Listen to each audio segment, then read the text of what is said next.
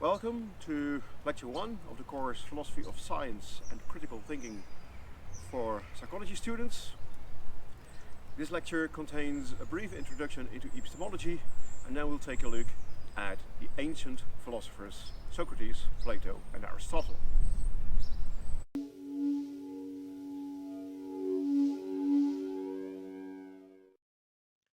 Okay, let's go to the lecture. What are we going to do in this lecture? In this lecture 1, well, we start, of course, by briefly presenting you an answer to the question what philosophy of science is. Of course, that will become more clear during this lecture, this course. And of course, I need to answer the question why you should do philosophy of science, because you didn't choose to do philosophy, you chose psychology as your study. Okay, so that's a bit of a justification for why this course is in your curriculum, why it's in your program, and then we'll take a look at epistemology. So this is a philosophy of science course, but in the first 8 lectures, we provide you with a historical overview. And then the last lectures presented by my colleague, they are more contemporary philosophy of science, also kind of naturalized epistemology. I'll explain later what that is. But the first 8 lectures are a historical overview. And this historical overview starts with epistemology. That's the theory of knowledge. So philosophy of science historically started with the theory of knowledge. And then about 1929, then philosophy of science became a real independent topic to be studied in philosophy. So we'll see how this came about. So today we start with epistemology of the ancient Greek philosophers, Socrates, Plato, Aristotle, and we'll discuss rationalism versus empiricism. That is, rationalism and empiricism are 2 views that claim that knowledge is possible. We'll take a look at how well that worked in ancient Greece, and then go to a summary and conclusion and a preview to next lecture, and of course we'll end with a test question about today's content.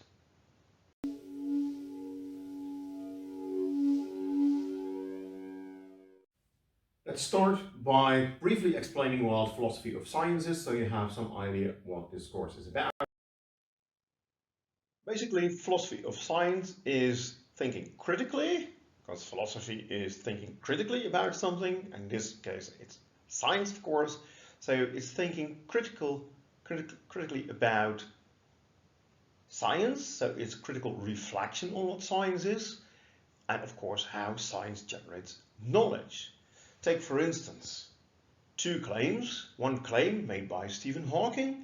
He claims that he is a scientist and has knowledge about black holes, but black holes are things in the universe where gravity is so strong that light even doesn't bounce off of those things, those entities, those black holes, hence black holes is the name.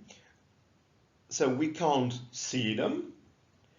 And then there is, in the Netherlands, this allegedly paranormal medium, Joke Damman, better known as Jomanda, and she claims to see white ghosts that we don't see and that help her determine what the illnesses some persons have. And then we say, well, if you would claim scientific status for that, then you would be a pseudoscientist. So, what's the difference? We're both talking about things we can't observe, black holes, and then Stephen Hawking is also regarded as a scientist. He is, if you ask people on the street, name a scientist, it will be Einstein, it will be Newton, it will be Stephen Hawking, for instance. And that's real science. So that's a prototypical scientist. And he's talking about things we cannot see, we cannot observe. And then there's this medium says, I can see things you can't see, and then we don't believe that. And so, well, if you would claim scientific status for that, and there are people that do, then you are a pseudoscientist. What's the difference? Why is that? Okay, so that's what we are going to think about. So what is science? And of course, I'm not going to give you the answer here on one slide because we need a lot of lectures to think about this. But when we use the word science, usually we use it in the right manner. So it's not that we make a mistake that someone says, well, I'm doing the dishes, I'm doing science. Now, when you would use the word science for doing the dishes, for instance, so of riding a bike or something like that, or eating a sandwich. I'm being a scientist, I'm eating a sandwich. No, nobody would use the word scientific method for that or something like that.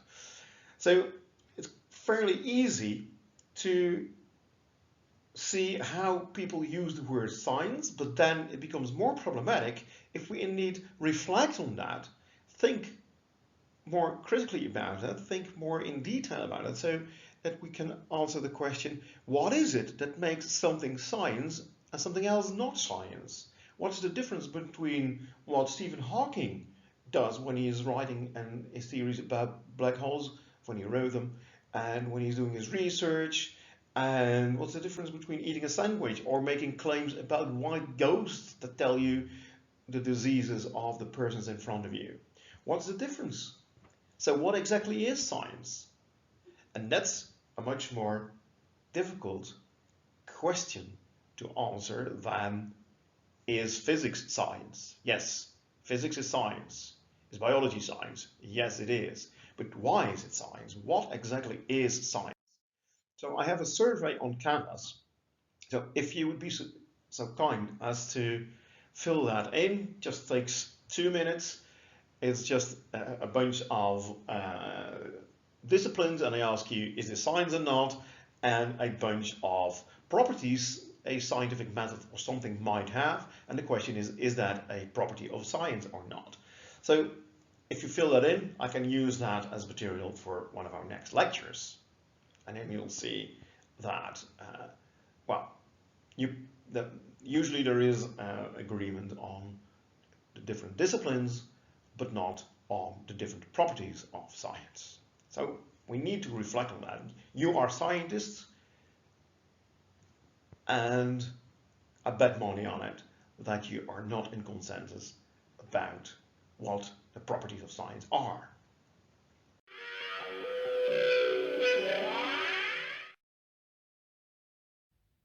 Now we have some idea what philosophy of science is. We need to address the question, why you, psychologists who didn't choose the course philosophy, you chose to do a study in psychology, why you should do a course in philosophy of science. These days, psychology does have the status of being a science. We say psychology is a science. So the question, of course, is that true? Is psychology rightfully classified as a science? So, as an academic, you should be able to explain why psychology is classified as a science. So maybe you already noticed this on several parties or something like that. You're talking to someone and they say, oh, what are you studying? Oh, you're studying psychology. Well, why? That's not a science. And then I hope that you are able, at least after this course, to explain why it's a science, or why you have to agree with this person that it's a pseudoscience, or maybe you can say, well, parts of it are science and parts of it are not scientific yet, or parts are pseudoscience. So you need to have knowledge. You need to know what the answers to the questions have been in history to the question, what is science? Because if you say psychology is a science, or someone says psychology is not a science, well, you might respond by, please do tell me what you think science is. And then you need to know, of course, what the answer to that question is. And the answers might differ. People might have different arguments for the different properties they ascribe to science, or they use to identify a method as scientific or not. Now, what we do in this course, we start by looking at the ancient Greek philosophers, so you'll see where all these answers came from, so that you can see where contemporary answers to the question, what is science, came from. So you have knowledge about that too. So you can answer that question when you're debating the status of psychology with someone. Of course, you need to know the different answers, but you also need to have the skills to reflect. So I will ask, there will be questions asked on an exam also, that's an open question of course, provide an argument for your view. So if I would, well, on an open question exam, there's not much room for that, but of course, I would like to ask you on an exam, is psychology a science? Yes or no? Provide an argument for your view, and you have to have the skill to provide the argument for that, for your view. So is it justified that science has the monopoly on acquiring knowledge, for instance? That is a really important question, and you need to have the knowledge to answer that, but also the skills, of course. You have to be able to make a proper argument. So is it justified to call psychology a science? You need knowledge, you need skills, and that of course is part of the program of the educational program of the university. What we want to provide you with is knowledge and skills, but also we want to have you build character, and that is related to the idea of having knowledge and skills, because if philosophy is critical reflection, and you critically reflect on psychology, whether it's a science or not, you could ask the question, why are we doing that? Because I can do psychology, I want to help people, for instance. You can study psychology, and whether it's a science or not, I don't care. But you're an academic, and it's part of your education that you should be able to reflect on that, because we want you to be good psychologists. We want you to not just be able to use a therapy, but we want you to be able to understand why you could or should use a certain therapy, or why you shouldn't make certain claims about the therapy, or how you should do research if you don't want to become a clinical psychologist but a researcher. Why do you have to tell the truth? Why is Diederik Stapel someone who had to leave the academic world? He was quite successful. So at this university we also emphasize character, and of course that's related to having knowledge and having skills. Basically, we try to get you to understand that the knowledge and the skills is not enough, that you have to be a good scientist, and that you thus not cheat, for instance. So what we want to do is we want to make you better psychologists, better scientists, better citizens, by providing you with courses like ethics or like philosophy of science, where you reflect on your discipline.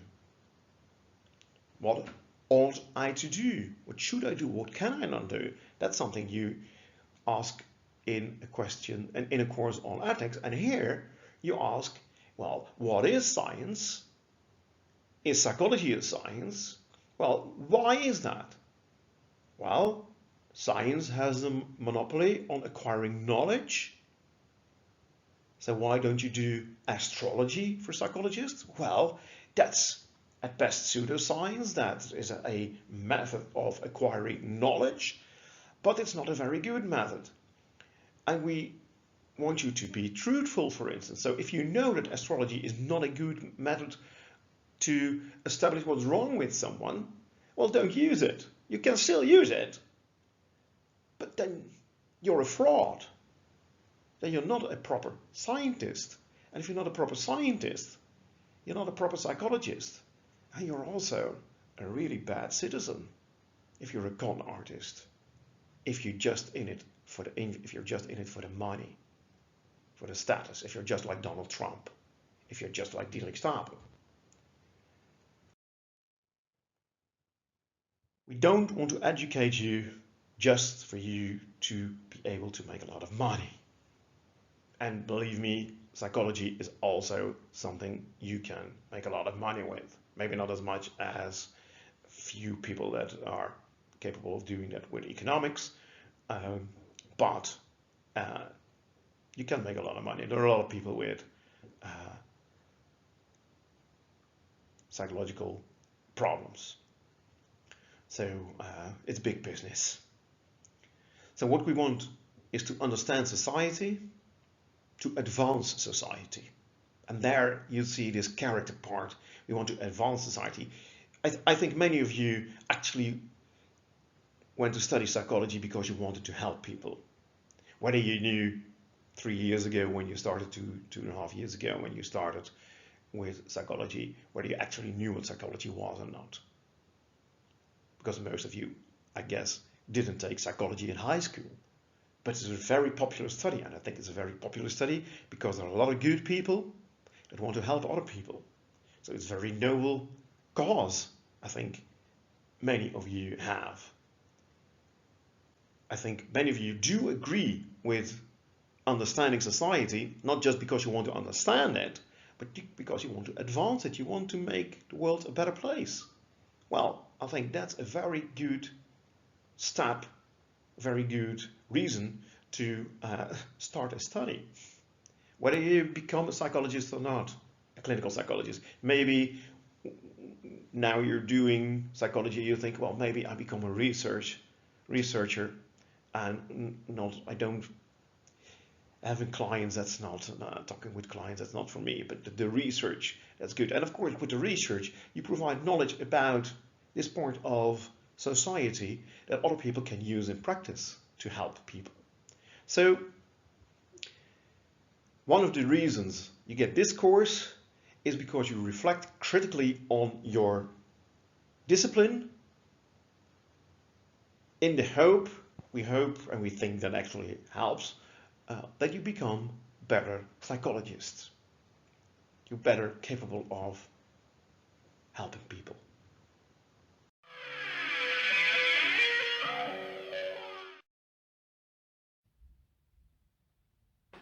Let's start with the actual content of the course. We start with epistemology, theory of knowledge, and we start with the ancient Greek philosophers, Socrates, Plato, and Aristotle. As I said before, philosophy of science started with epistemology, the theory of knowledge. Episteme is the old Greek word for knowledge. So it's a theory of knowledge we started with. So the old Greek philosophers were already asking questions about knowledge, but not about science. You could say there was no science back then. So you can't ask questions about it. But they were thinking about knowledge. So what kind of questions were they asking? So what is knowledge? You need to know what it is, of course. So what is it? What is certain knowledge? And certain is between brackets because, well, isn't knowledge always certain? If you say, I know it, but I'm not certain, then you apparently do not know it. So what is certain knowledge? How can we justify knowledge? I'll explain what that is. So how can you know that what you know actually is true? What's the source of knowledge, or where does knowledge come from? And then traditionally, there are two views that say, well, we can't answer that. We can answer that. That is, there is a source of knowledge. So we can have knowledge. Rationalism says that. and empiricism says that. So rationalism says, where does knowledge come from? What's the source of knowledge? Real knowledge comes from using your ratio, your reason properly. And empiricists say, well, real knowledge comes from using your sensory experience. That's the source of knowledge. If you look into the world, you have all these input via your senses, then you have all kinds of experiences, and that's the source of knowledge. That's how you know about the world. I can see my laptop in front of me. That's how I know there's a laptop here. So that's more common sense, I think, than rationalism. So rationalism is more counterintuitive, but still it's an answer, a positive answer to the question, is knowledge possible? Yes. Where does it come from? From using your ratio properly, from using your reason properly. So is it possible to have real knowledge? Rationalists and empiricists both answer yes. Real knowledge is possible. What are we certain of? Well, that's the big question. Is there anything we can absolutely be certain about? So if you say knowledge is something you're sure of, you're certain about. If I say I'm sure about, I have knowledge about this, but I'm not certain, then people will say that's not knowledge. Then you know nothing.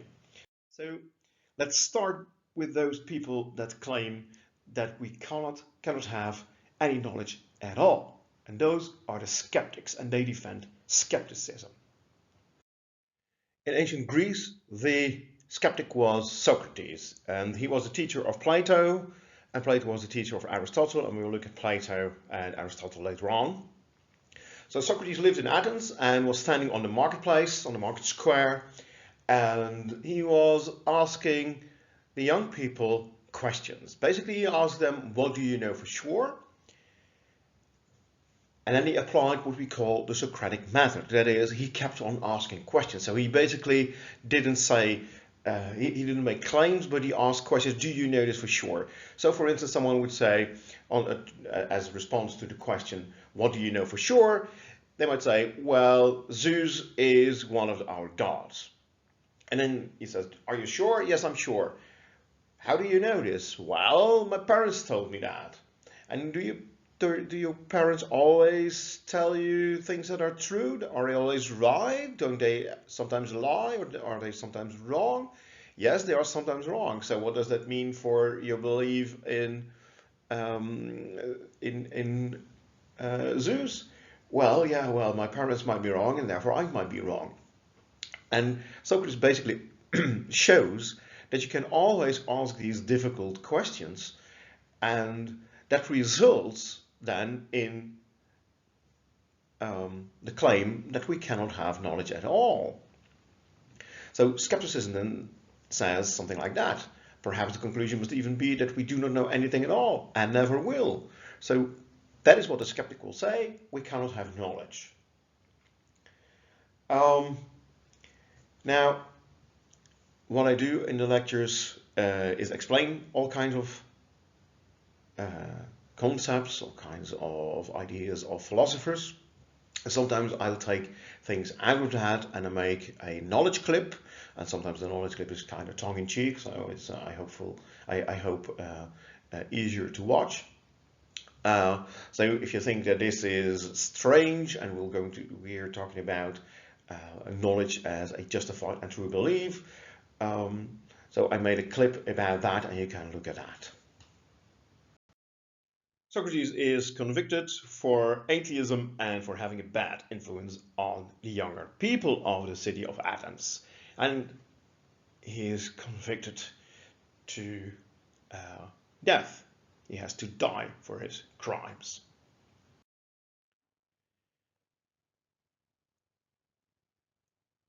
Is it indeed true, what Socrates claimed, that there is nothing we can actually know? Is a skeptic right? Is there nothing we can be sure of, we can be certain of? Rationalists would argue no, we can be sure about many things. And empiricists, we'll take a look at them later, they also argue that knowledge actually is possible. We can be sure about some things. But let's first take a look at rationalism. Rationalism in general claims real knowledge stems from our reason, our ratio, hence rationalism. They have an associated claim, and that is the claim that innate knowledge is possible, and that's called nativism. And innate knowledge is inborn knowledge. That's knowledge you already possess when you're born as a little baby. You already have knowledge. That's what a rationalist will claim. People, when they are born, they do have knowledge. Now, make sure that the different rationalists have different interpretations of rationalism. We'll see in a moment that Plato is the most radical rationalist you can imagine. And in the next lecture, we'll take a look at René Descartes, who is also a rationalist, but he's much more sophisticated. He's not as radical. So if I ask a question on the exam to explain rationalism, please do not give the theory of Plato as if that is the general view of rationalists. It's a very specific view on rationalism, just like René Descartes' view is a very specific form of rationalism. So keep that in mind. This is the general claim. The general claim is just, where does knowledge come from? From using your reason properly. And the associated claim is that there is innate knowledge, there is inborn knowledge. So let's take a look at the first rationalist, Plato. He indeed claims that the source of knowledge is our ratio, and that to learn something is actually not learning, but is to remember. And he calls that anamnesis.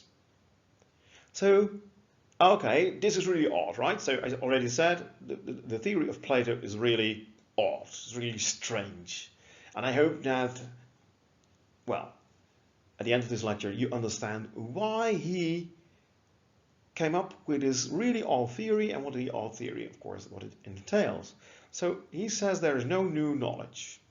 And that's strange, right? Because if you didn't do any philosophy course prior to this one, if you didn't have philosophy in high school, if you never read about Plato, then you didn't know that Plato claimed that there is no new knowledge, so that's new knowledge to you.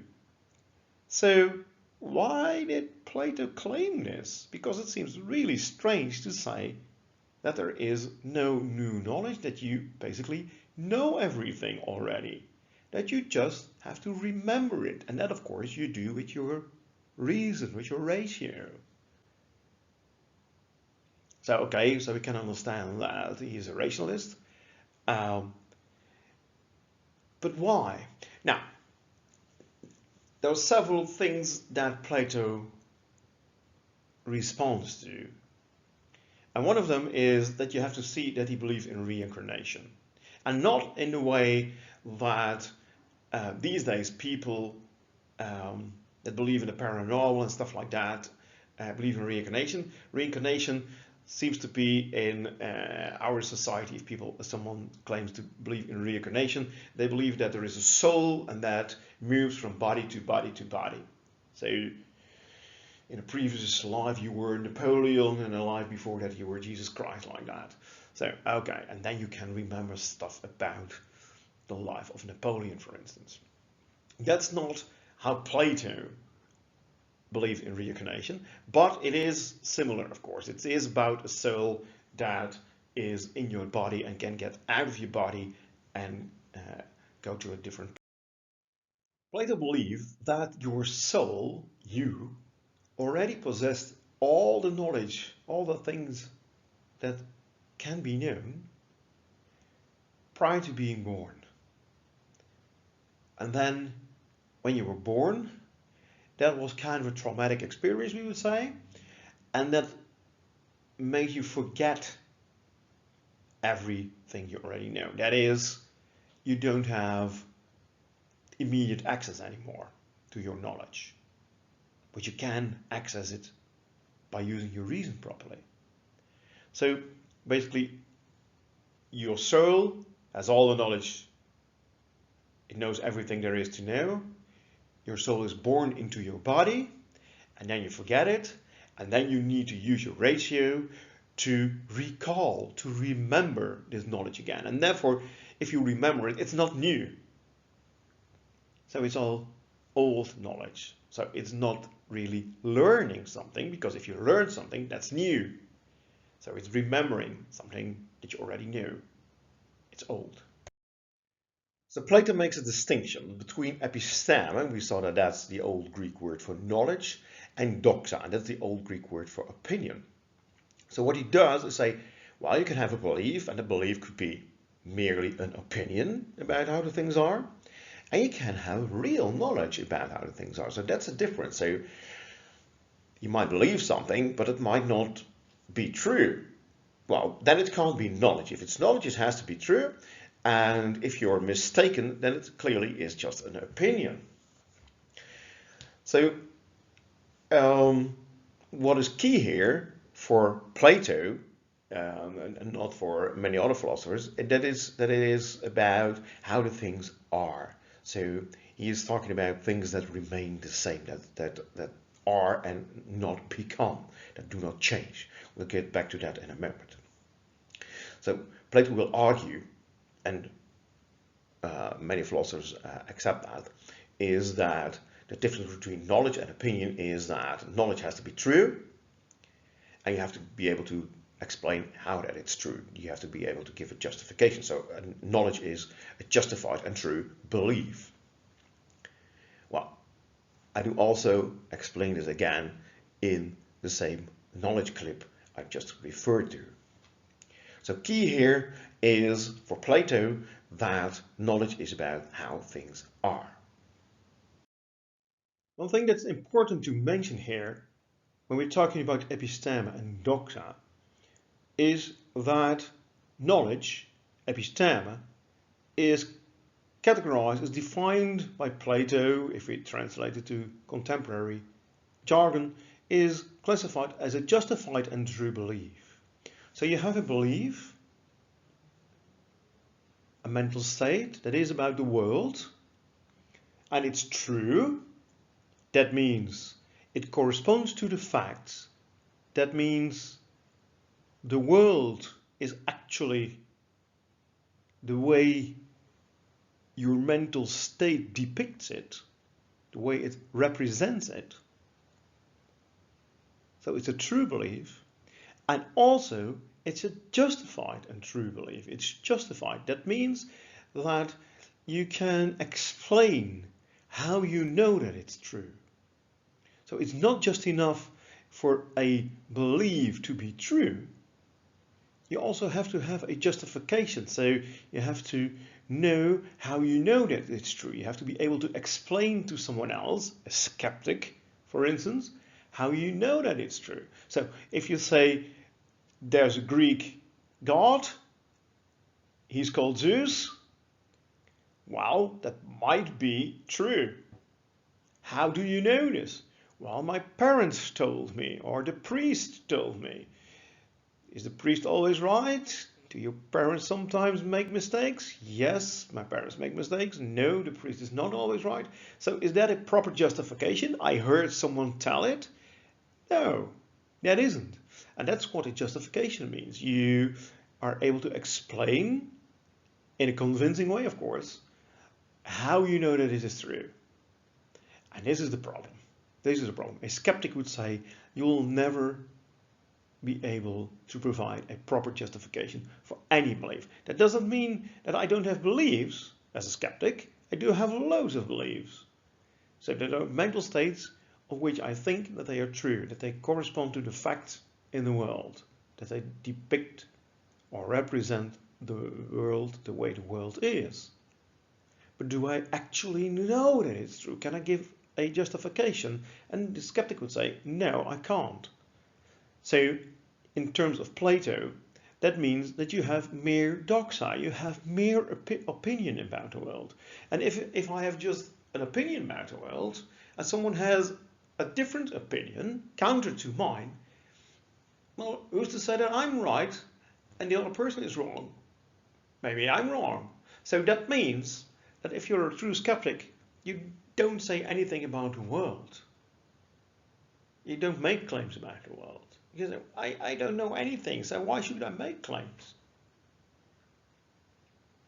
Plato doesn't want to be a skeptic, and thus he makes this distinction between episteme and doxa. So Plato responds to Heraclitus with this idea of episteme and doxa. Heraclitus said, if you look into the world, if you look at the world, then you have to notice that everything is in constant flux. That is, everything is changing constantly. So pantarei, everything is in a constant flux. That's the old Greek for that. Everything changes all the time. So the world we perceive with our senses, and you see things change. You see the weather changing. You look at a river and you see a river. The water is floating through the river.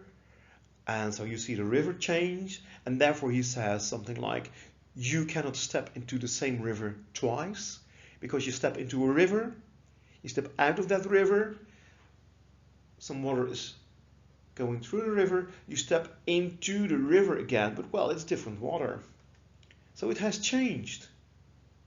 And also, you have changed. A little bit of your food has been digested. Okay, you have changed a little bit.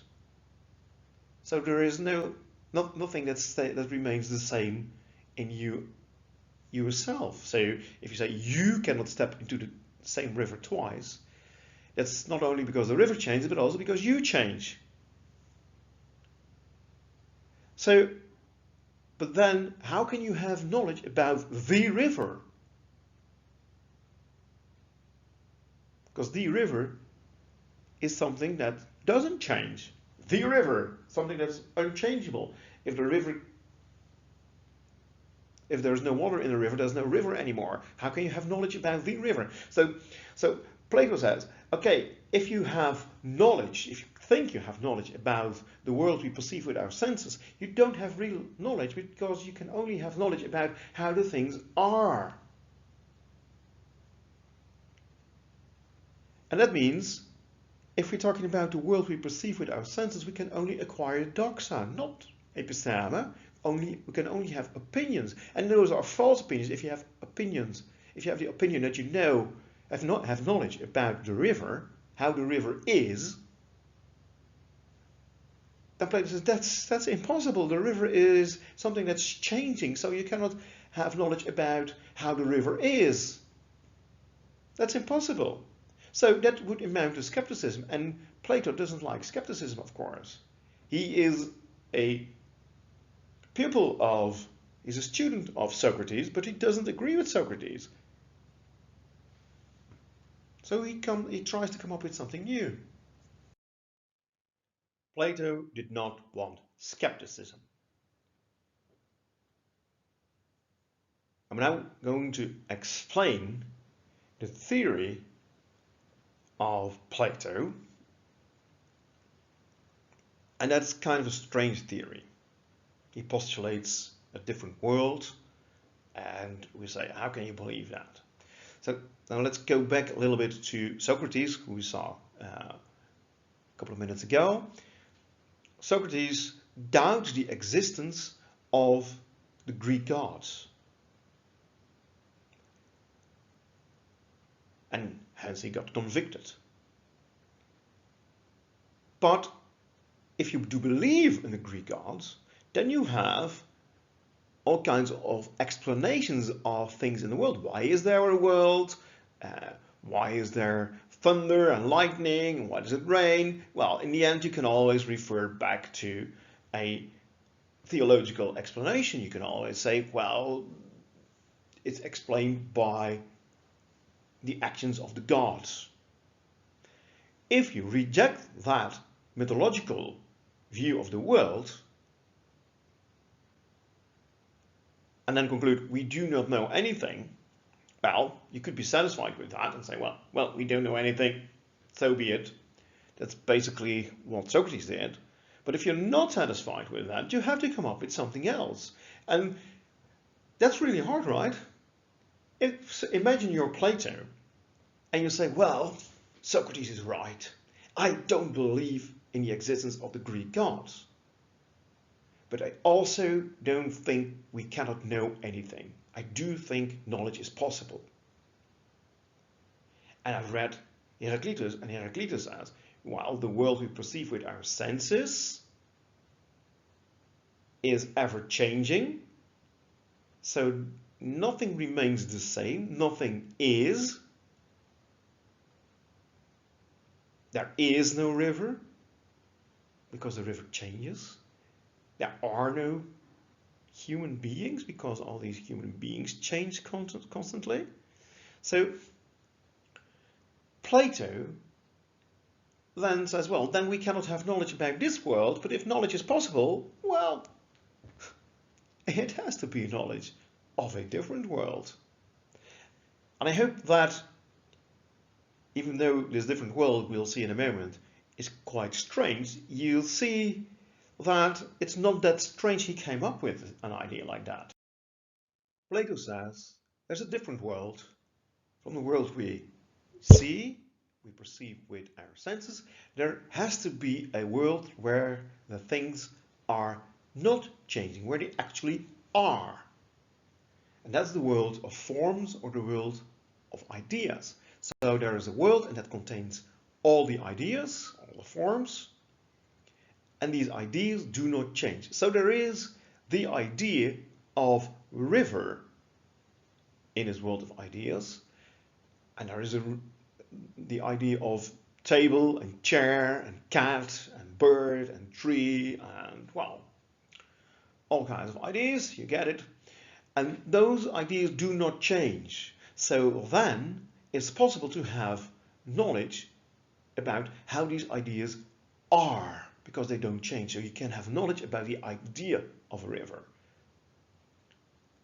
Your soul belongs to this world of ideas. So it's a kind of heaven before there was Christianity. It's a different world where your soul belongs to. And your soul has seen all the ideas. So your soul has knowledge, so you have knowledge about all the things that actually are, that actually exist. The ideas or the forms. But your soul is born into your body, and that made you forget the ideas. That is, you can recall them, you can remember them, but you have to use your ratio properly. And this is what Plato calls anamnesis. Acquiring knowledge is not learning something new, but is to remember something old. Yeah. Plato illustrates this with the allegory of the cave. Imagine that there are people in a cave, they are chained to a wall, and in front of them there's another wall. And it's dark and they only see what's in front of them. They can't look up or behind them. And high above them, on a road behind the wall behind them, where they are chained to that wall, there's a road and there are people holding chairs just high enough that the fire that's even further away, that the fire falling on that casts a shadow on the wall in front of the prisoners, and it casts not the shadow of the people, but it casts the shadow only of the tables and the chairs and the stuff they are holding. Now the prisoners only observe these shadows of chairs and tables and stuff.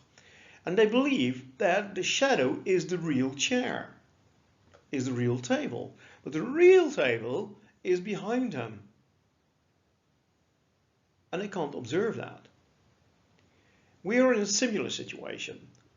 Our souls are imprisoned in our bodies, and we see what we believe is a real table. But the real table is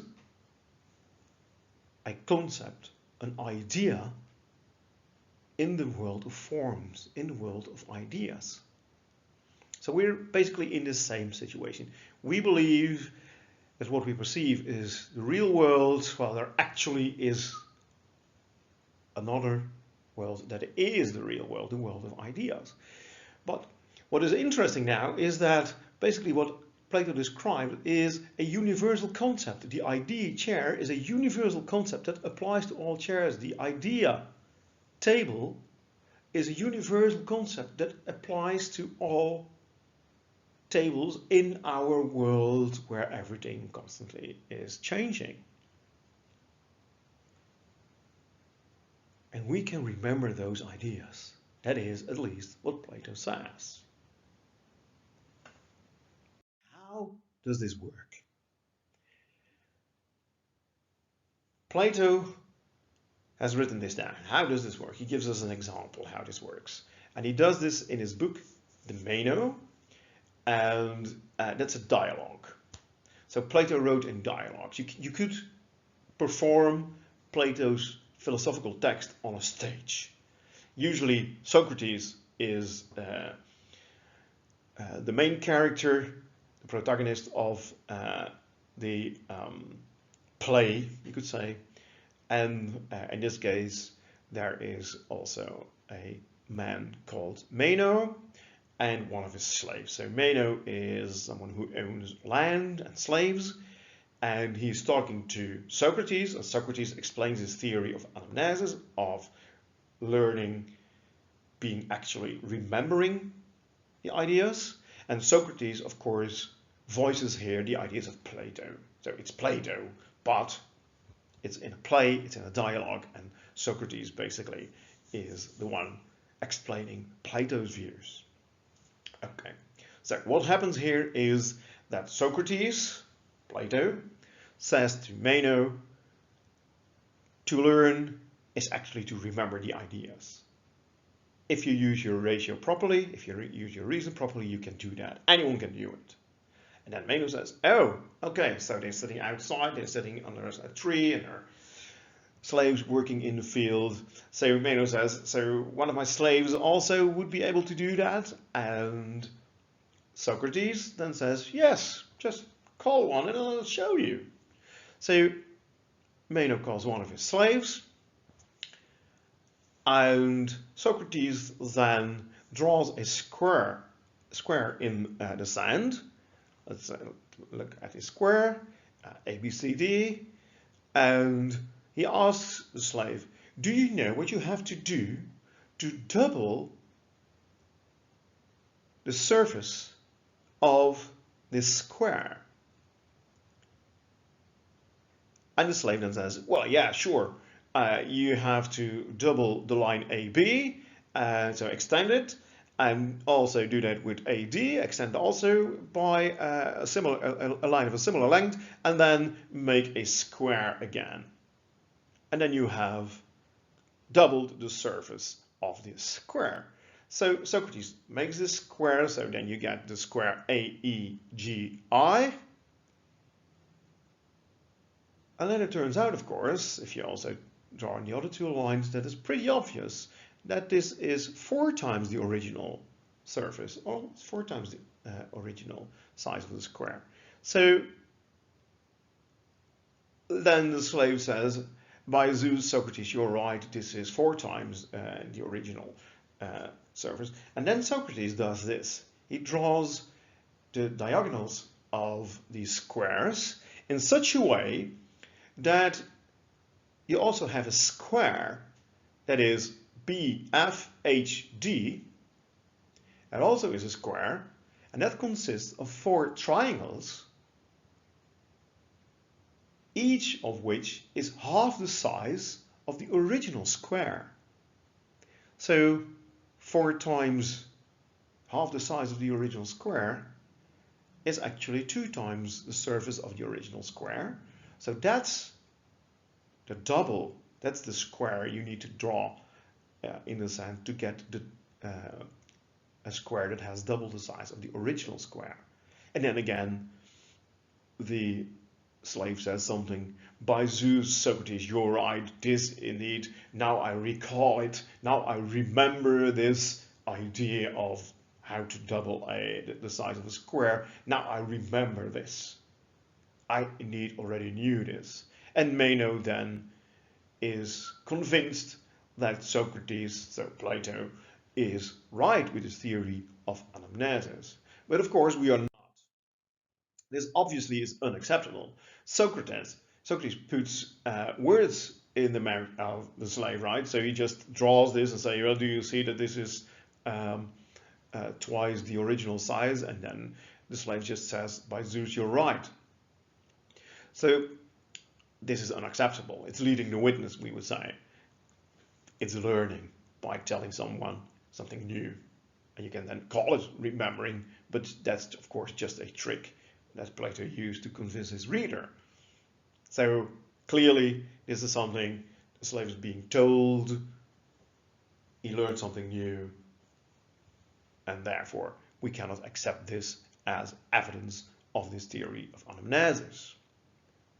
Now I hope you see that, well, this is problematic of course, and believing in this world of the ideas also is kind of strange, but I hope you see that Plato had to solve this problem of how to get knowledge, and that in those days they had the idea that knowledge, episteme, real knowledge, is knowledge about how the things are, and if the things change you cannot have knowledge about them, so there has to be a world where the things are, that the world of ideas, and then of course you have to have some access to those ideas, and then he comes up with this theory of anamnesis, to remember them, to recall them. I think most of us would say, well, really nice try, we can understand it, but we don't buy this.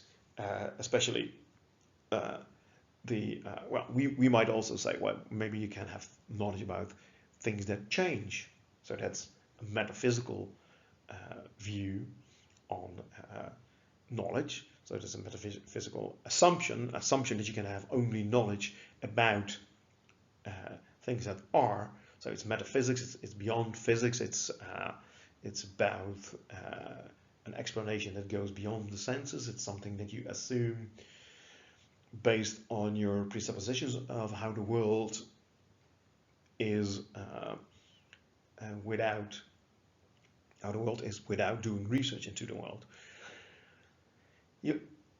I think you agree that this kind of rationalism is very extreme, and in next lecture we'll take a look at Descartes' version of rationalism, and I think you will agree that that's much more sophisticated, much more weaker, and therefore much easier to accept, even though we'll see that that's problematic as well. But that's for next lecture.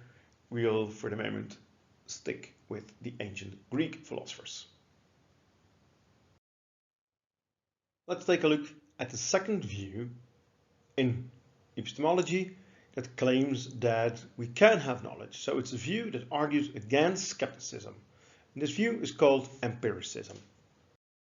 The general claim of empiricism is that knowledge comes from the experiences we have when we observe the world. So you observe the world, you get all kind of input in your system, you use your senses, then you experience all kind of things. We've seen that in the philosophy of mind course, and that is the source of knowledge.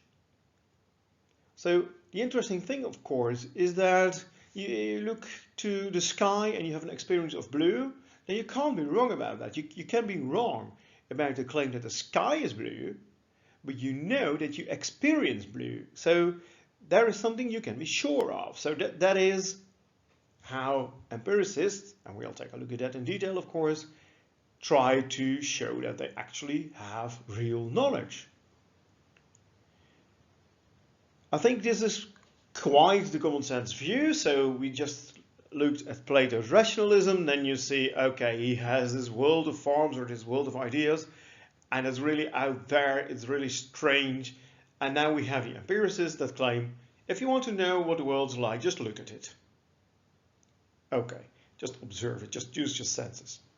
So that's quite a common sense view, I think, quite a common sense epistemology.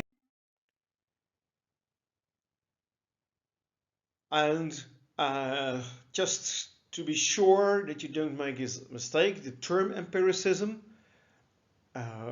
it refers to our experiences. So and you see that in Latin is experientia, in Greek empira, so it refers back to that. So you gain knowledge from the experience you have. You can't be wrong about your experiences. Of course, the question then is, do your experiences correspond to something in the world out there? We'll discuss that later. And there is the associated claim, which makes sense, I think. And the associated claim is that there is no innate knowledge. So we saw that rationalism accepts nativism, the idea that there is some inborn knowledge, some innate knowledge. And if you claim, like the empiricists do, that all knowledge stems from using your senses, then of course there is no innate knowledge. So that's the associated claim of empiricism. There is no innate knowledge. Please note that empiricist and empirical are two different words. They might have the same origin, but there is a difference in meaning. So empiricist refers to empiricism, the view we are now discussing in this lecture. So the view that knowledge stems from sensory experience. And then empiricist is the opposition of rationalist. You also have empirical, and that refers to the scientific method, where you use observation and experience to gain knowledge about the world. So then you have empirical evidence, for instance. You can use this word empirical to say something about evidence, and then this evidence is evidence that's gained through observation and experiments. And then empirical is the opposite not of rational or something like that, but the opposite of purely hypothetical. So you can think of something without having evidence, and then you don't say that that's an empirical claim. You make the empirical claim only after you have evidence stemming from observation of experiments. Sidebar, some exam tips. So for the exam, I think it is wise to make a list with all the jargon, with all the new terms of this course. There will be a lot of them probably. And then when you make the multiple choice questions,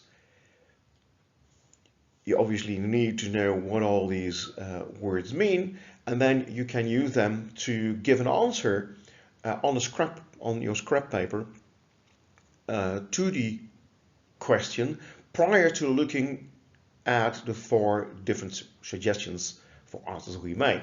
So that will probably help you in picking the right answer. The first philosopher that's usually discussed as an empiricist is Aristotle. Aristotle was Plato's student, but he disagreed with Plato. So he said, I don't buy this idea of these two worlds. I don't buy this idea of the world of forms or the world of ideas. That world, I do believe, does not exist. So that means that according to Aristotle, there is just the world we observe. And if you can gain knowledge about that world, we are able to gain knowledge about this world that's in constant flux, that is changing all the time. Just like Heraclitus said, and what Plato was finding quite problematic, because if something changes, it never is the same. And if knowledge is knowledge about how the things are, then you can't get knowledge. And Aristotle says, well, you can get knowledge about the things and the events in the world. And he does indeed reject his associated claim of the rationalists of Plato. In Plato, of course, that's the most radical version. That is the idea of innate ideas, the idea of nativism. Plato basically says all ideas are innate, are inborn, and Aristotle says no ideas are inborn. We are a tabula rasa, a blank wax tablet. So the ancient Greek wrote on wax tablets, so they used a piece of wood or something to carve letters into a piece of wax on a slate, and then if there's nothing on it, then it's a blank wax tablet, and we are born. When we are born, there's nothing written in our minds, there's no knowledge in our minds. We are like a blank wax tablet, a tabula rasa. Okay, that is what Aristotle said. There is no world of ideas, and when we are born without knowledge. So that looks like empiricism.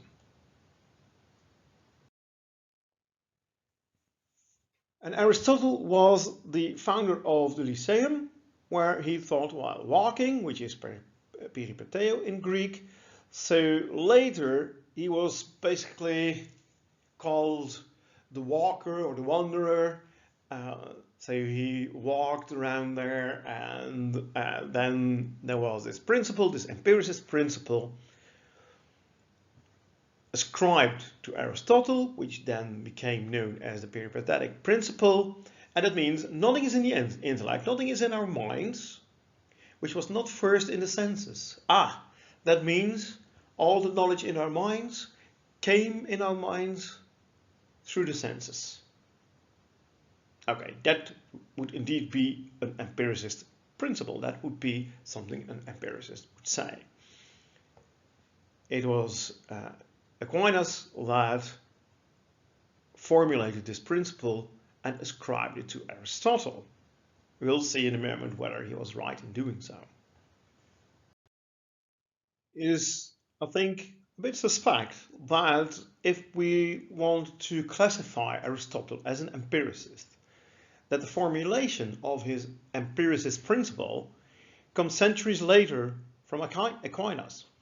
So is Aquinas' interpretation of Aristotle as an empiricist correct? Well, if you look at the primary method of gaining knowledge about the world according to Aristotle, that is indeed sensory perception. So there is a lot to be said for classifying as Aristotle as an empiricist. He says that the primary source of knowledge indeed is perception, sensory perception.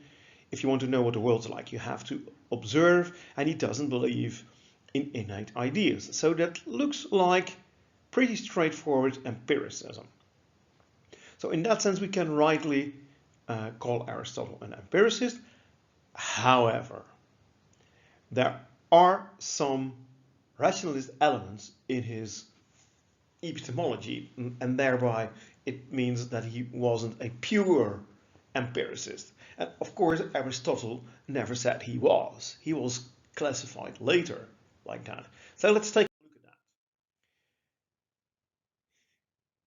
that. And it is key in Aristotle's epistemology. So Plato, when thinking about concepts that apply to multiple things, so universals, the concept of chair applies, of course, to all chairs we see in this world where everything changes.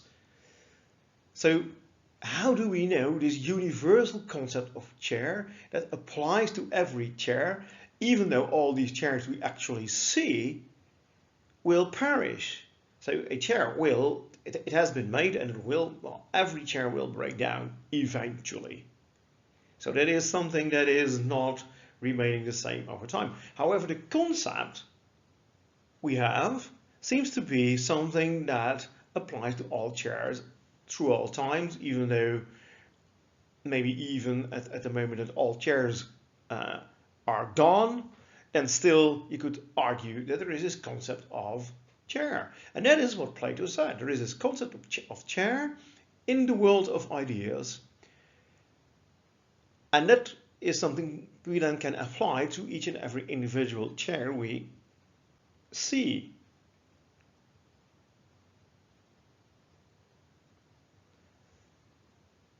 Aristotle rejects this. So that means that he has to explain how we arrive at a universal abstract concept like chair in a different way. How do we get that notion if it's not by recalling the idea in from the world of ideas? How does he do that?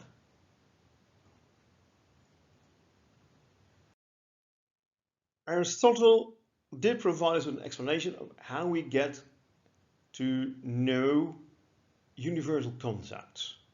So ideas that apply to many individuals, and ideas here, of course, not in the way that Plato talked about ideas.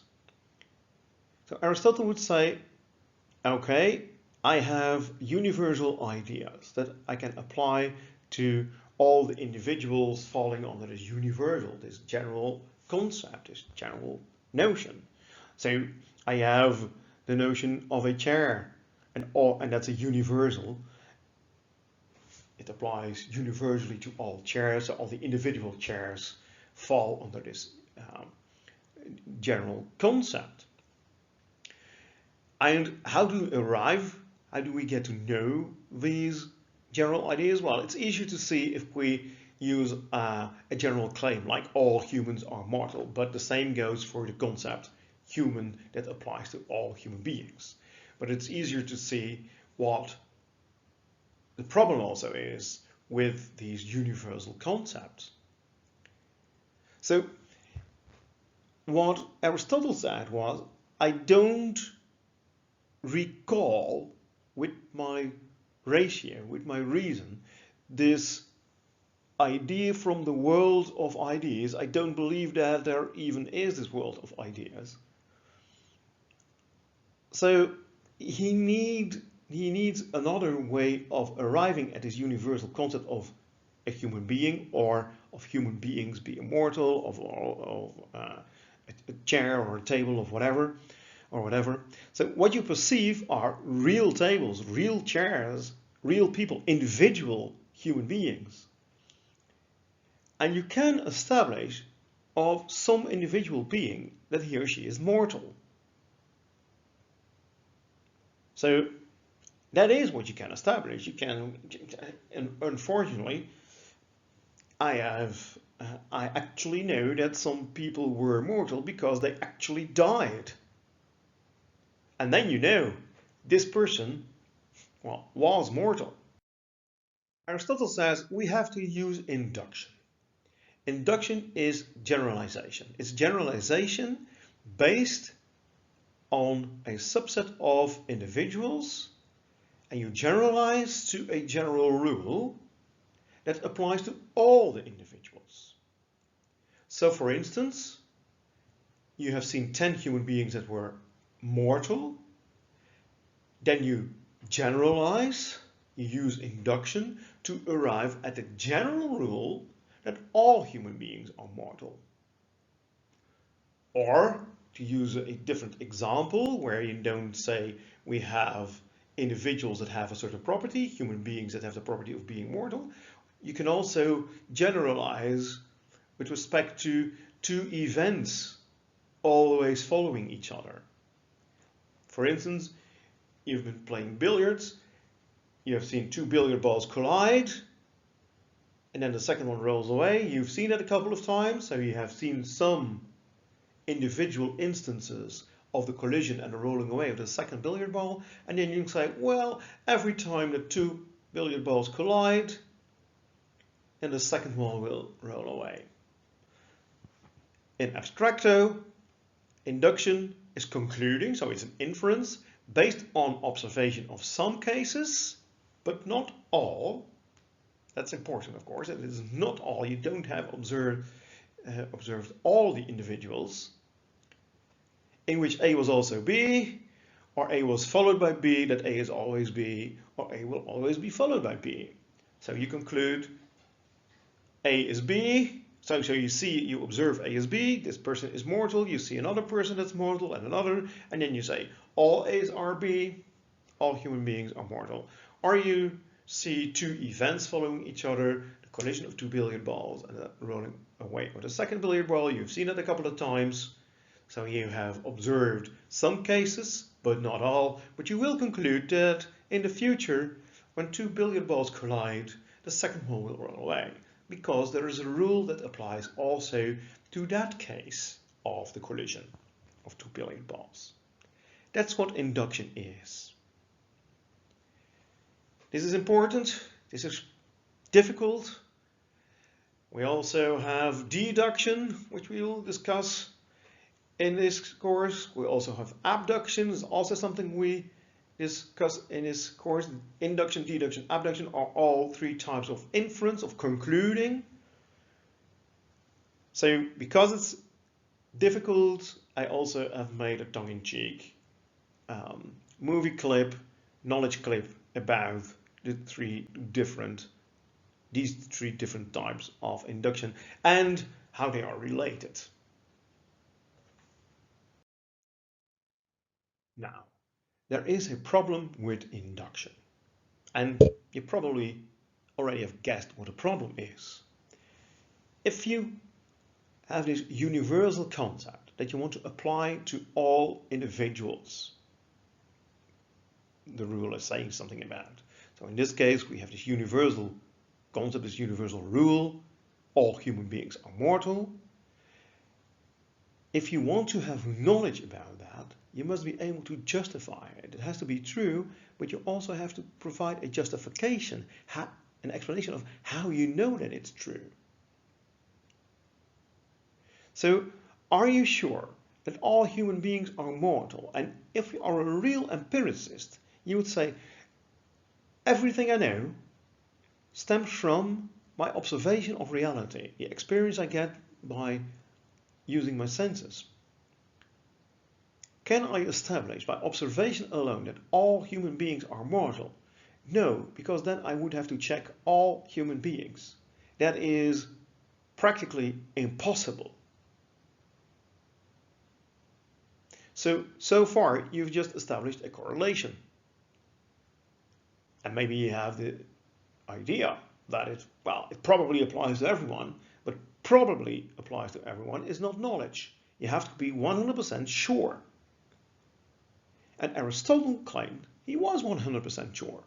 He claimed all human beings are mortal is necessarily true. It is knowledge. It's a justified and true belief.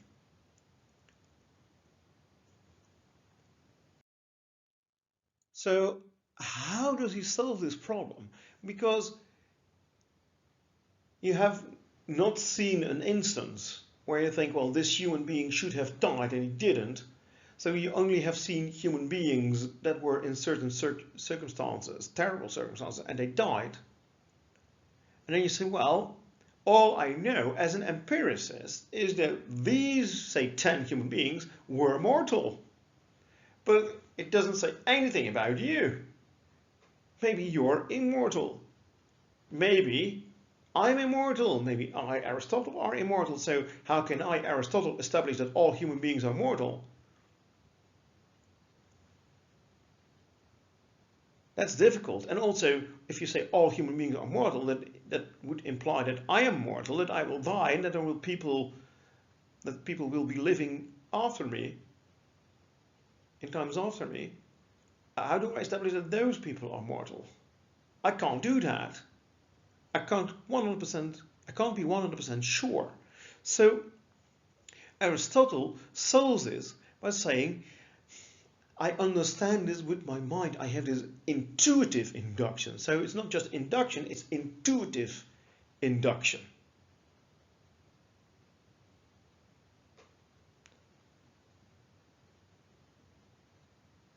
And this is the epagoge of Aristotle. This is the idea that you can see with your nous, with your mind, that this universal notion that all human beings are mortal has to be true, is necessarily true, and that it indeed therefore is knowledge. So now you see that it gives some kind of rationalistic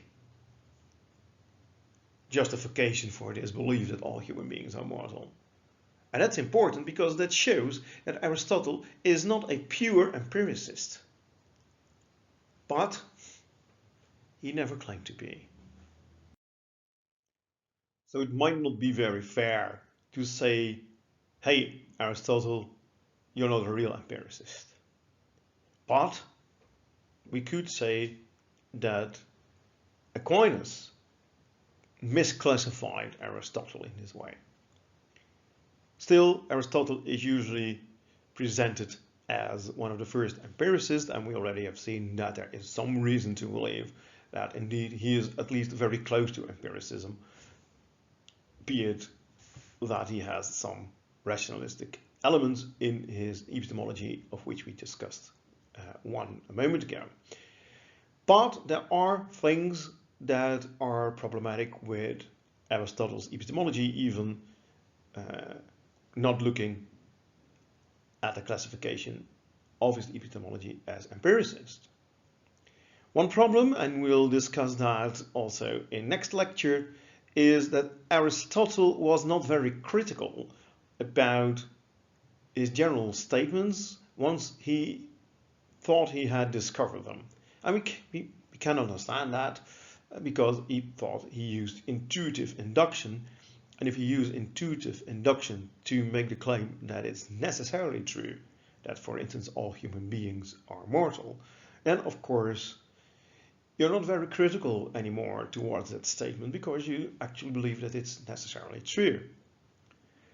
Okay, so, but it is a problem, and we'll return to that in a later lecture. What I want to talk about now is a more problematic issue, and that is the role of Aristotle in the late Middle Ages, also having to do with Thomas Aquinas. Because what happened in the Middle Ages is, of course, that the Catholic Church had a lot of power. Basically, they had the power over many aspects of life of common people. And if you wanted to resolve an issue about how the world was, what the facts were about the world, you basically had two options. One option, obviously, was looking things up in the Bible or asking the priest, because you might not be able to look things up in the Bible, or maybe not even allowed to look it up in the Bible. So that's one way of gaining knowledge about the world. And the other one was looking at what Aristotle said. So using your good sense, and if anyone did, it was Aristotle. So there were two paths to the truth, basically. Using your mind like Aristotle did, and of course then it's better to look at Aristotle. So basically you look at the Bible or at Aristotle, and now you see a problem, I hope. And this is also why I say look at these bios in the Exploring Humans book, because then you get a better way of historically classifying all these philosophers and thinkers and scientists. Because Aristotle, of course, lived prior to Christ. So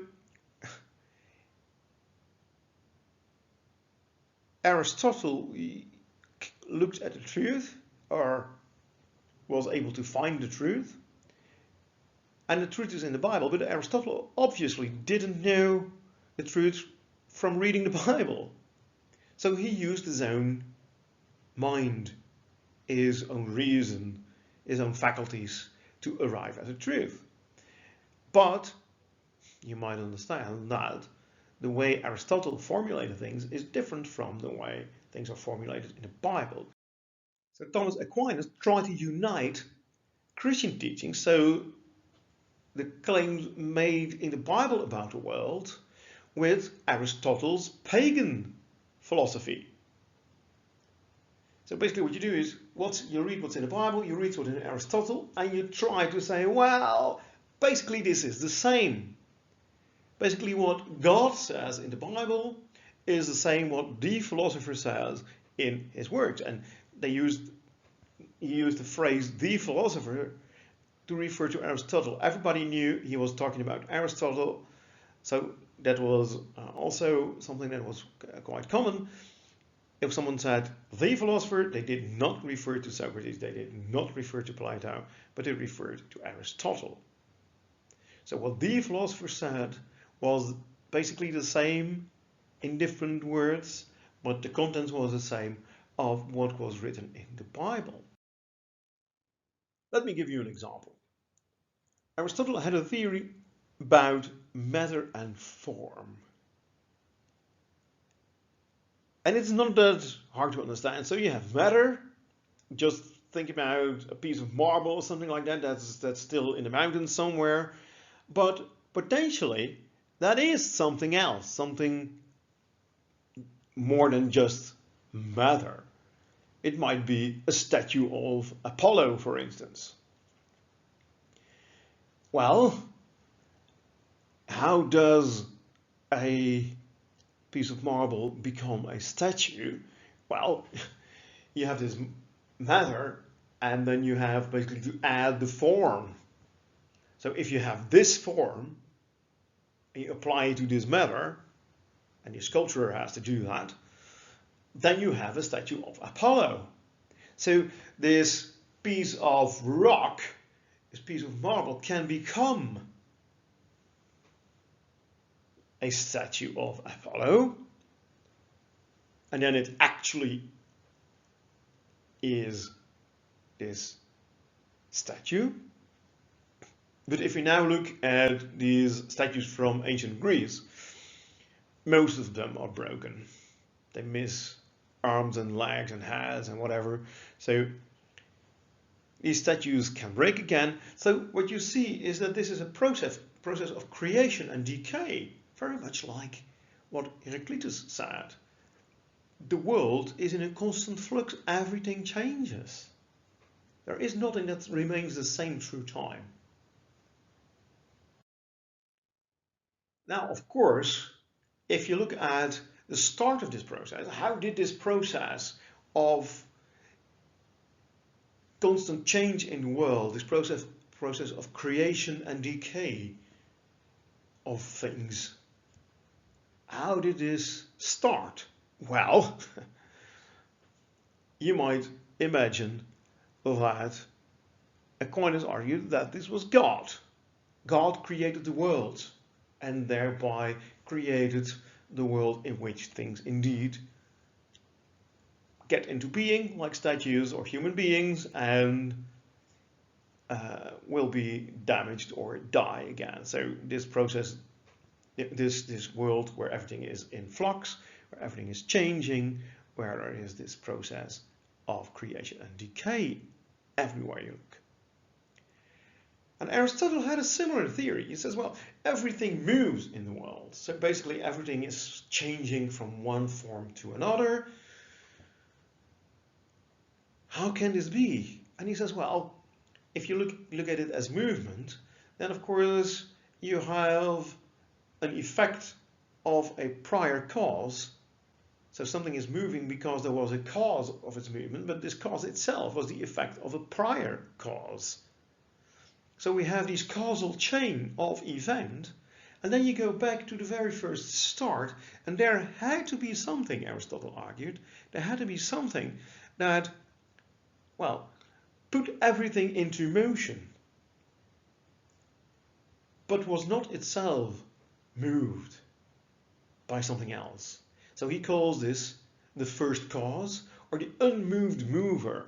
So you're not moving yourself, but you push everything else.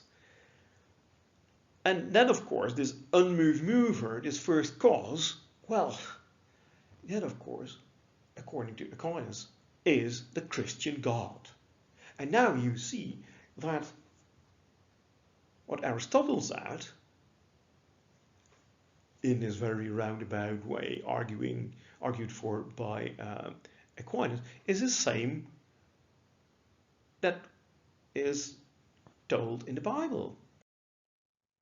And that had severe consequences, because that meant that if you read Aristotle and said this is all a bunch of nonsense, then that would imply, because the same things are in the Bible in different words, that you say, well, what's in the Bible is a lot of nonsense. And even though both might be true, it was pretty dangerous to do so. So it was pretty dangerous to attack Aristotle, to say that Aristotle was wrong, because Aquinas had argued, and this became dogma, this became accepted, that what Aristotle said was the same as what was in the Bible. And that meant that nobody attacked Aristotle. And that had some severe consequences for the development of knowledge, the acquiring of knowledge. So, because Aristotle had a typical view on experiments, that's something which we cannot understand right now. We couldn't imagine that we can't imagine that we don't do experiments in science because they provide us with so much information about the world. You learn, as psychologists, how to do experiments, how to do surveys, how to use statistics, how to look at what's happening in brains, how that relates to behavior, how people think about the world, how people think about thinking, and you do experiments. Aristotle had this idea that experiments could not teach us anything about the natural world, and therefore you couldn't do that. Now, why did he hold these views? Because the idea now is Aristotle was against doing experiments, and if you then disagreed with Aristotle, that was very dangerous.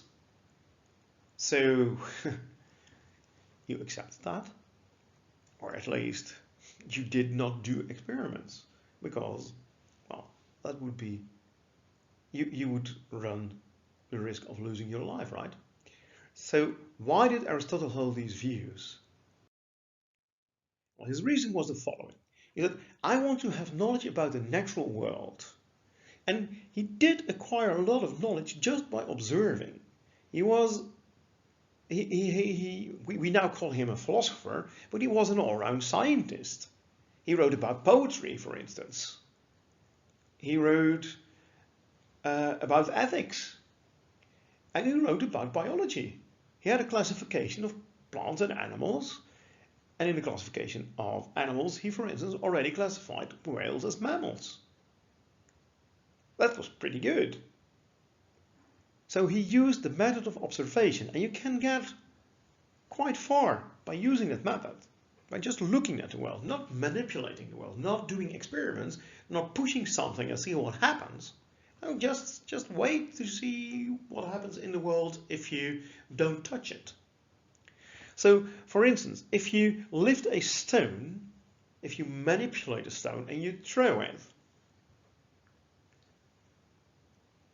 that goes against nature, according to Aristotle. What you need to do is, for instance, you are beside a cliff or something like that, a mountain, and you're sitting there and you're observing the mountain in a storm, and there's a tree and it has all roots and there are all kinds of rocks in between the roots of the tree, and due to the heavy storm, a piece of rock gets loosened. And then what happens? Well, you don't do anything. You just wait what happens, and then, well, it goes down. We would say it falls. But Aristotle had this idea that there is teleology in the world. A rock wants to be at its natural place. And if you want to know what its natural place is, you have to observe where it goes when it moves in a natural way. When there is a storm loosening the rock, and then it goes down. It goes to its natural place that is close to the earth. And where does smoke go? Well, it goes up. So the natural place of smoke is up, and fire is up. So there is this tendency of things to go to their natural place. We would say a stone a piece of rock falls down, and we might say something about gravity and then try to explain what gravity is. But Aristotle, of course, didn't have that theory. So he just looked, he just observed, and then you see a rock and it goes down. It looks like it moves itself, basically, down to the place it wants to be. So it looks like it has a telos, a goal, so hence teleology. It has the goal to reach its natural place. So if I now pick up that rock and throw it up, that's an unnatural movement. And I don't know whether you did physics in high school, but there we needed to make all kinds of calculations. If you have a rock and you throw it that way, and well, then you can calculate the velocity and whatever, and where it drops down, stuff like that. Aristotle would say, well, that's all knowledge about the unnatural movements of rocks. So, and I want to acquire knowledge about the natural world. So basically, if you accept this Aristotelian view, then you accept that you shouldn't manipulate the world. And that means that you shouldn't do experiments. So it was not in that way that Aristotle said you shouldn't do experiments, but, well, it was implied in his theory. So if you now say, back then, in the Middle Ages, that Aristotle is right because it's coupled to what's in the Bible, and that's basically the same thing. What the Bible says is right, and now we know that what Aristotle says is right as well. Well, then not only is it dangerous to say that Aristotle is wrong, but it's also dangerous to go against his philosophy, against his epistemology, and manipulate the natural world. So it was dangerous to do experiments. And that means that, and we go pretty fast here, so there's a lot more to say, and there were places where they did do experiments, but for all intents and purposes of this course, you'll see that by and large, progress in science, in acquiring knowledge, came to a halt. What we needed to get this revolution in acquiring knowledge going is a break with Aristotle. We should reject, or we needed to reject that. And that was something that could only be done, of course, if the Catholic Church did not have that much power anymore.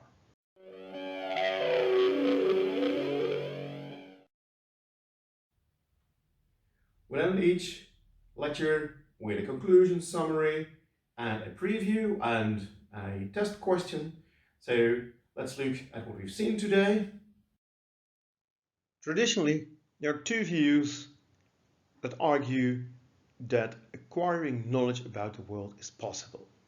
Those two views are the rationalist view and the empiricist view in epistemology, in theory of knowledge, and they differ in the way they think we can get knowledge. The rationalists think that we can get knowledge by using our reason properly, and the empiricists think that we can acquire knowledge by using our senses when we observe the world.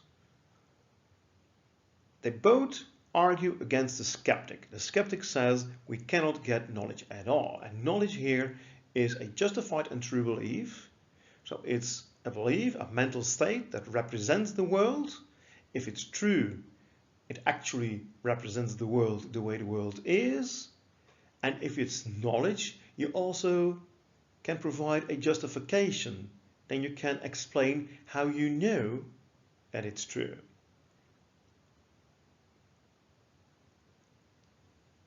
That's the problem according to the skeptic. You cannot provide the justification, and we have seen that in Plato, of course, it's really problematic because it's such a strange theory that you say, well, the justification for me knowing the concept of chair is that I use my reason properly, and that's the way as it's explained in the Meno. So this story with the slave, And then you say, well, that's not a proper justification. If that's the way how I use my ratio to remember things, well, that's leading the witness we saw. That's not how we think ourselves. This is being thought how, in this case, a piece of mathematics works. And in Aristotle's view, we had this problem that general concepts acquire this intuitive induction, that you just say, well, basically, I use my ratio, and Aristotle calls that nous. I use my nous to see with my mind that indeed it has to be true, necessarily true, that all human beings are mortal. Well, yeah, but it's still induction. You still say, I have seen only 10 people that were mortal, and now I generalize, I induce that all people are mortal. That's a big step. And by saying that you just see that with your mind, well, I might not see that.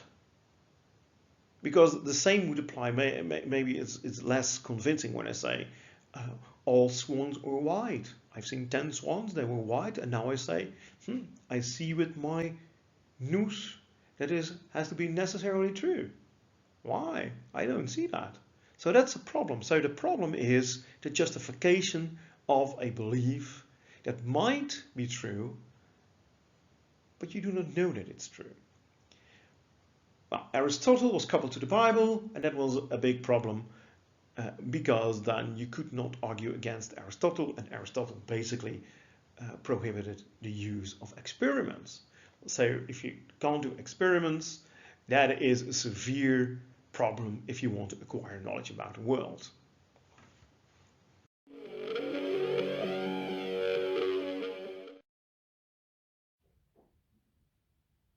Next time, we will look at the modern debate between the skeptic and the empiricists and the rationalists. And we start by introducing the ideas of Francis Bacon, who said, we need a new method. And it's a new method compared to the old method of Aristotle. Today we saw that Aristotle was coupled to the Bible. So if we want to make progress again, we have to get rid of that connection. As I just said, Bacon is someone who does that. Of course, he's not the only one, but he is really vocal about that.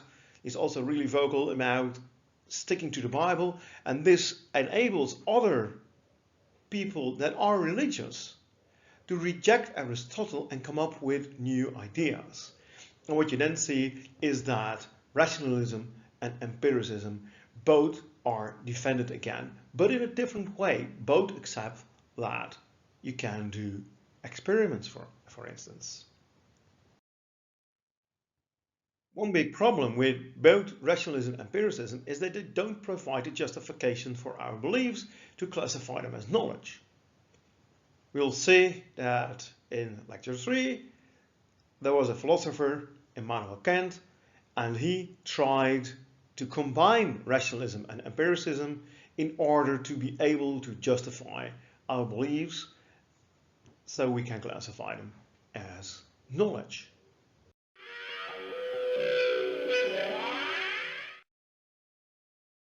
What type of question can you expect about this lecture? So I'll end all the lectures with a test question. Most of these questions were sometimes used in exams, so they are old exam questions. So let's look at one about today's lecture. Plato's view that to learn actually is to remember is an example of empiricism. Well, we've seen that Plato is a rationalist, so empiricism, that answer already is incorrect. So that also means that answer B is incorrect, so it's only C or D. C, rationalism, because you learn by using your reason properly. Well, actually, you can't really learn, right? So to learn is something new, to learn something new, and that's not in this answer. D, rationalism, because you remember by using your reason properly, and that's what Plato says. To learn, what we think is learning, actually is to remember things we already know, so old stuff. So the answer is D, and it's not C, because you don't really learn something new, according to Plato.